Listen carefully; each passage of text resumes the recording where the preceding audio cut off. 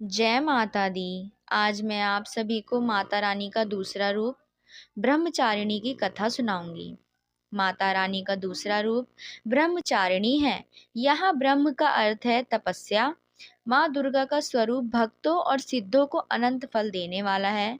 इनकी उपासना करने से तप, त्याग, वैराग्य, सदाचार और संयम की वृद्धि होती है। ब्रह्मचारिणी का अर्थ है तपचारिणी, यानी तप का आचरण करने वाली।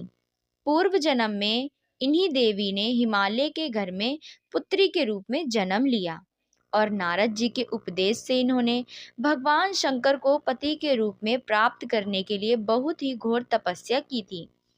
इन्हीं तपस्या के कारण इनको ब्रह्मचारिणी या तपस्याचारिणी भी कहा जाता है।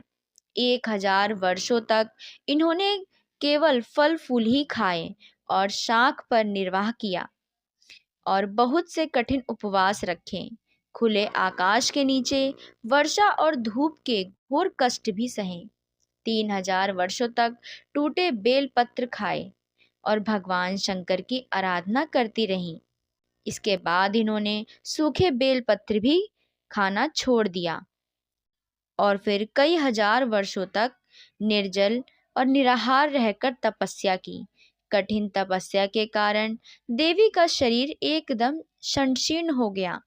देवता, ऋषि, सिद्धगण, मुनि सभी ने ब्रह्मचारिणी की तपस्या को अभूतपूर्व निरतज्ञ बताया और उनकी सराहना की और कहा कि देवी, आज तक किसी ने इतनी कठोर तपस्या नहीं की है।